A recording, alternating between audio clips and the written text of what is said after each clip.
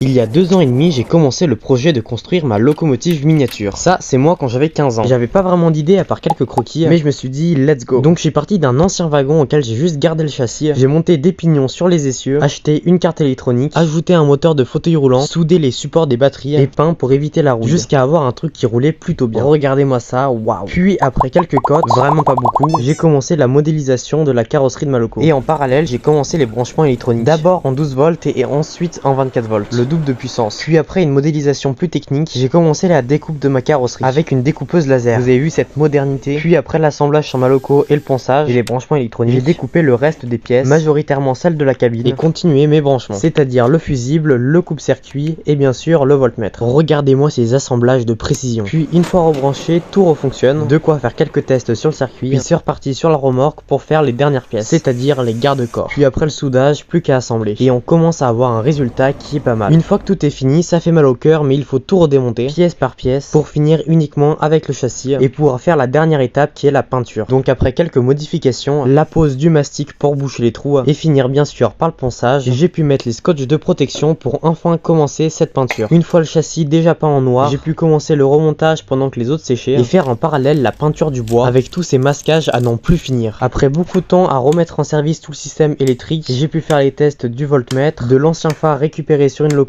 pour finir avec le compresseur. J'ai pu aussi imprimer des objets en impression 3D, à vous de les trouver, et faire les tests sur le circuit, jusqu'à enfin commencer le service voyageur. Tout ça a été une très belle expérience, qui a été relayée plusieurs fois à la télé et à la radio. J'ai donc fini ce projet à l'âge de presque 18 ans, comme quoi c'était pas si court, et je voudrais remercier aussi tous ceux qui ont pu m'aider sur ce projet pendant ces longues années. Et n'hésite pas à t'abonner si ça t'a plu.